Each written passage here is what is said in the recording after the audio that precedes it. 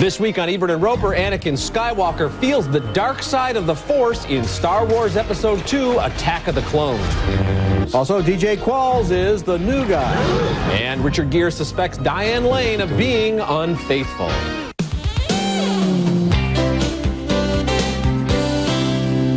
Annie? My goodness, you've grown. So have you. Grown more beautiful, I mean. Well, for a senator, I mean. Annie, you'll always be that little boy I knew on Tatooine. The Republic is threatened with civil war, and young Anakin Skywalker is assigned to guard its leader in Star Wars Episode 2, Attack of the Clones. It's coming up later as one of 5 new movies this week, and I'm Roger Ebert. And I'm Richard Roeper. Our first movie is Unfaithful, from director Adrian Lyne of Fatal Attraction and 9.5 Weeks. And it's a thoughtful, provocative jewel. Richard Gere used to play slick operators who could disrupt a marriage with a swivel of the hips and a seductive squint, but now he's the cuckold.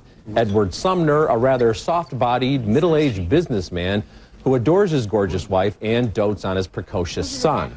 Diane Lane gives one of the best performances of her career as his restless wife, Connie.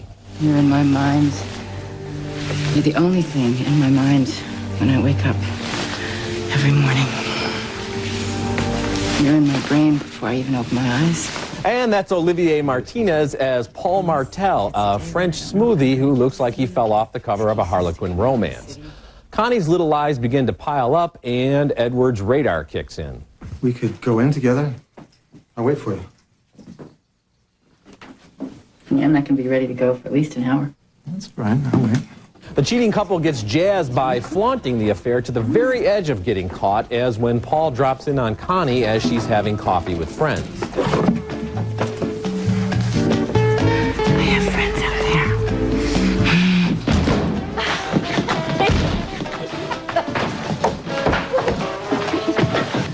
You take me to the best places. Unfaithful has some obvious metaphors. For example, Edward runs an armored car company but can't protect his own marriage. And director Lyne cannot resist a few sly in-jokes. When the Sumner's child plays a bunny in the school play, we can't help but reference the boiled bunny scene from Fatal Attraction. But this is not a slasher, stalker thriller. It's a quietly paced examination of an affair, punctuated by the occasional burst of action and reaction. Edward doesn't abuse or neglect his wife. She isn't pushed into Paul's arms. She chooses to go there. And the consequences will reverberate forever. Yeah, you know, this is a happy marriage. And so it's not like he's some kind of a monster and the other guy is the understanding lover who gives her a safe haven. Mm-hmm. She has no reason to go to that man except that she wants to, which makes it all the more intriguing. Right. And then as the relationship develops, you see that somehow there's almost like a suicidal urge within her to cause trouble for no particular good reason. It's very fascinating. I think she goes into this thinking, well, this is just going to be the one fling I'll look back on when I'm a 70-year-old woman still married to Edward, but it consumes her in a way that she didn't really think was going to happen. And there's some interesting kind of ticks in the Richard Gere character. We see that he's really fiercely into loyalty, as with this one employee of his. I don't want to give anything away. So when he suspects that his wife isn't being loyal, it goes in a whole different direction. You know, a couple of times during the movie, cops turn up, and I was afraid at the end it would turn into a routine thriller with some kind of an action sequence or a chase or some kind of violence. And without giving the ending away, or maybe I just did, I like the fact that they just stick with the characters and stick with the implications and stick with the consequences of these actions. And Diane Lane is magnificent in this movie. Yes, she is. Okay, our next title is The New Guy, and it joins the endless parade of movies about high school misfits who become popular with the school sex pot. This formula is so relentless, you wonder if all Hollywood teenagers are caught in some kind of a version of Groundhog Day, repeating the same events again and again in movie after movie after movie. But I gotta admit, The New Guy does have a certain wacky charm. I like DJ Qualls as the hero who's a geek at one school, but cool at another. Come to the football game this weekend. Our team sucks, nobody shows. But if you showed up, maybe some of these other fools would too. I'm in. You unfortunately. You am what? My grandmother's Albanian. It means I owe you one. That's Eliza Dushku as the nice girl at the new school, but of course the newly popular kid is also attracted to the school slut. That is without doubt the sluttiest girl I have ever seen. I know. Did it great? One of the kid's big scenes has him dressed up as Braveheart to lead the football team into battle, and he also impersonates General Patton. I'm surprised they knew who Patton was at that high school, but DJ Qualls, who was also in the bad movie Road Trip, has a goofy comic timing that's kind of infectious. Maybe there's hope for him. Even Steve McQueen started out in The Blob, you know. Here, Qualls has to suffer through dialogue like the scene where the high school counselor says he's in denial, and then she adds, denial is not just a river in Egypt. So, thumbs down, needless to say, despite the possible promise of DJ Qualls. You are being far too kind, but DJ Qualls will always be able to say that Roger Ebert somehow compared him to Steve McQueen, so he'll always have that, because it's never going to happen again in this guy's life.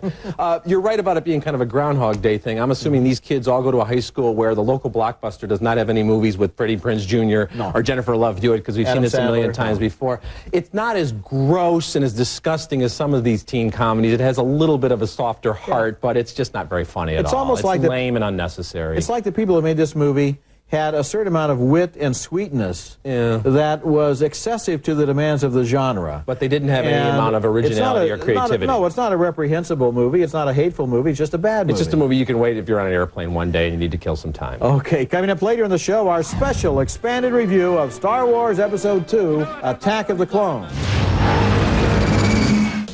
Visit our website, ebertandroeper.tv. Presented by the Walt Disney Collection.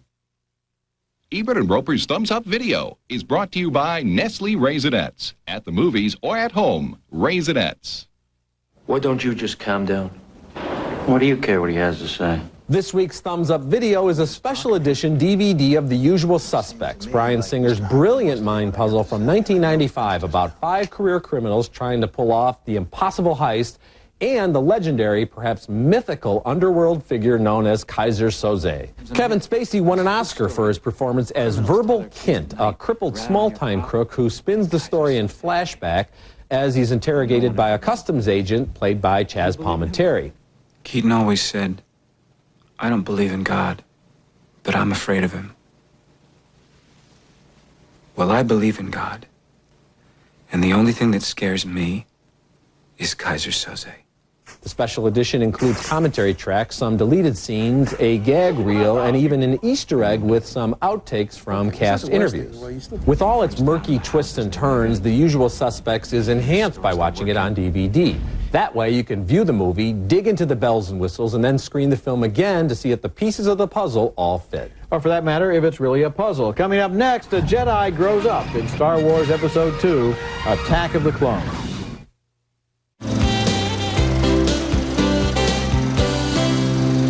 It's all Obi-Wan's fault. He's holding me back. You're not all-powerful, Anakin. Well, I should be. Anakin Skywalker was only a boy as the hero of Star Wars Episode 1, The Phantom Menace, but now he's grown into young manhood in Episode 2, Attack of the Clones, and we can see early signs that he will eventually become the evil Darth Vader. But in this new Star Wars movie, he's a hero, assigned along with his mentor, a younger Obi-Wan Kenobi, to guard Senator Padme Amidala as she leads the Republic in its defense against the rebels. We need a system where the politicians sit down and discuss the problem, agree what's in the best interest of all the people, and then do it. That's exactly what we do. The trouble is that people don't always agree. Well, then they should be made to. Director George Lucas is an outspoken advocate of digital filmmaking, and the models, puppets, and miniatures of the first 3 Star Wars movies have been replaced in the last 2 by computer-generated images. The boy has exceptional skills. But he still has much to learn, Master. His abilities have made him, well, arrogant. Yes. A flaw more and more common among Jedi. Too sure of themselves they are.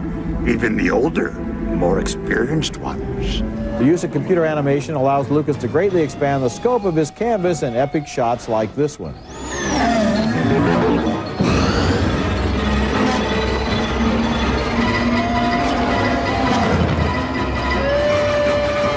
That looks sensational, but the surprise is Episode 2 bogs down in too much dialogue.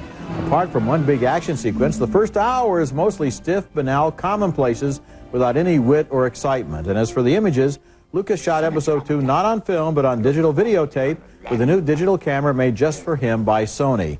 19 theaters will be showing it in digital projection. Everyone else in about 3,000 other theaters will see it transferred to film, as I did. I saw the movie on a very big screen, which was not kind to the digital process. Scenes looked fuzzy, action was often unconvincing, and alien creatures sometimes lurched as awkwardly as in 1950s sci-fi pictures.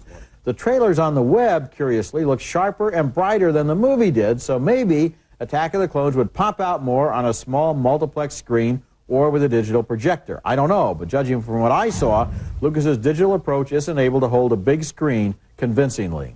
Well, I thought there was a visual texture to Episode 2 that surpasses not only The Phantom Menace, but the first 3 Star Wars films.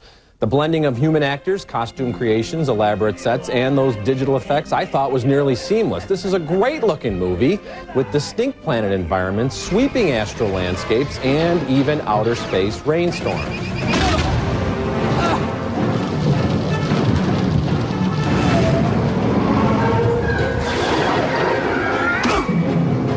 And it's not just the backdrops and the explosions that are more impressive, it's the non-human characters. The Yoda of Attack of the Clones is so expressive and mobile that he makes the old Yoda look like the sock puppet he is. Do you think these cloners are involved in the plot to assassinate Senator Amidala? No, Master, there appears to be no motive. Do not assume anything, Obi-Wan. Clear your mind must be if you are to discover the real villains behind this plot. The cast is also uniformly strong. It's not easy acting opposite robots and blue screens and imaginary Jedi Masters, but Ewan McGregor, Hayden Christensen, Samuel L. Jackson, and Natalie Portman are more than up to the task. I really like the love story between Christensen and Portman, even though I couldn't quite figure out how he aged more than a decade while she looked pretty much the same as she did when he was a little boy. But that's a minor quibble. I like this movie a lot. Yeah, was she 10 years older than him or not? I thought so, but... Okay, now we disagree about the visuals, so let's put that to one side. There is not one line in this movie that you could quote with any pleasure. It is the most banal script I've ever read. It's just all about exactly what the plot requires them to say at any given moment, and the love story is just dead in the water. I don't think it's dead in the water at all. I didn't feel any chemistry between them, and as for the things that they say, those are ancient, tired, romantic cliches from 1,000 other movies. Well, this is a long time ago in a galaxy far, far away, so maybe they invented these cliches, and then Shakespeare got them from there. But first of all, Natalie Portman and Hayden Christensen are great-looking actors, and I think they have a wonderful chemistry together. I like their love scenes together. I don't think they are at all. They just kind of stare at each other while I love you, but I mustn't love you. Well, you know what? And then the rest of the dialogue all involves what's happened before, what's going to happen next. Yeah, well, you know what's happening in the Empire, what's happening in the Republic. You go through all 5 Star Wars movies, and there's a lot of that sort of sci-fi, Western and outer space dialogue. It's corny stuff, and there's a lot of fortune cookie wisdom from Yoda. Somebody in this movie have something interesting to say, and say it with wit and style and flash. The actors are all dialed down. None of them seem excited enough to be who they are. Well, I disagree with that as well, and I think there are some witty exchanges between Ewan McGregor and Hayden Christensen, the apprentice and the master, that sort of thing. And it's a fun approach to the Star Wars story. This movie does not take itself as seriously as Phantom Menace does, and I think, you want to go back to the visuals, I think it looks great. Oh, well, I don't think it looks great. For example, you take Yoda. Now, you like this Yoda better than the other Yoda. Yeah, and you know what? Go back and look at that other Yoda. First of all, you can practically see the guy crouching underneath. The other Yoda never looked like a sock puppet, and not only didn't he not look like a sock puppet, but Lucas has said that he tried to make this Yoda look like the Muppet Yoda. Only more expressive, and there's this whole crouching Yoda, hidden dragon thing. That Yoda turns into an action figure now with his lightsaber. I think that is the next movies that Star Wars fans are going to absolutely love. I loved it. It's totally out of character for him. It's not totally out of character for him. That's part of his skills. He's not just this brilliant philosopher. He's also a Jedi warrior. And you have the Force. He's a Jedi master. If you encompass the Force, you don't need no laser saber. You do when you're going up against another Jedi dude who's also got super just kind of go like powers. This. No, well, you're Yoda. Nobody can stop you. Well, he was being stopped mentally, so he had to go to the physical stuff. Okay. It's a lot of fun, and there's a lot of great action sequences. Okay, well, I'm sure that a lot of people will agree with you. I hope so. Okay. Our next movie takes place on another continent long ago and far away, and it tells the story of a brave woman in a time of revolution. It's called The Lady and the Duke, the newest film by the astonishing French director Ebert and Roeper, who at the age of 82 has made a daring approach to French history. His movie is based on the memoirs of an English woman named Grace Elliott, who lived in Paris at the time of the Revolution and risked her life by supporting royalty. Je respecte votre affection pour une monarchie qui ne la mérite pas. Mais je n'en veux à personne au sujet de ses opinions sur la Révolution. Mais je désire qu'on fasse de même pour moi. Mais d'un côté comme de l'autre, on n'a pas ma tolérance, hélas. Grâce. Je vous conjure, rentrez dans votre pays. That's Lucy Russell as Grace Elliott and the wonderful Jean-Claude Dreyfus as her former lover, the Duke of Orleans. Roeper uses a combination of old-fashioned painted backdrops and new-fashioned computer graphics to recreate 18th century Paris, as in this scene where Grace and her servant use a telescope on the day when the royal family is executed. Il y a des soldats? Oui, il me semble. Je vois du bleu et du rouge. Eric Roeper is one of my favorite directors for the way he tells stories where men and women weave the spells of romance in long conversations. Witty, quotable conversations. His movie An Autumn Tale was on my best 10 list a couple of years ago, and his films are usually set in the present day, but here he transplants his style into history, showing Grace and the Duke as former lovers who stand on opposite sides of the deadly political questions of the day and yet are stimulated and amused by each other's adamant conversation. I really admire his recreation of Paris at the time of the terror. The streets empty except for the avenging mobs. Well, with all due respect to Eric Roeper, first of all, this attempt to have this computer-generated backdrop is just, it's stilted and it doesn't work at all. And the battle scenes that they try to show are terrible. There's a scene once where, in one character, her head's on a stick and it's so laughably bad, it's like out of a 6th grade play. So that stuff doesn't work at all. And you're right, the conversations are very long in this movie. Very long. Really long. They are endless, and the French Revolution is taking place over there, and these aristocrats are over here, putting me to sleep with this endless debate about the fate of the king. This is not an action picture about the French Revolution. This is based on the memoirs of a woman who, like all women at that time, had to stay at home and kind of get everything secondhand as people come in and out of her house run around in her heels to report. Yes. Yeah, I found this to be really deadly dull. Long, interesting passages are better than short, boring ones. Interesting to you. Coming up next, the makers of Taxicab Confessions have a new film, Sex with Strangers. Y'all are swingers. You're swingers. Okay. And looking forward to next week's show, Oscar winners Al Pacino, Robin Williams, and Hilary Swank star in Insomnia, the story of a cop haunted by guilt.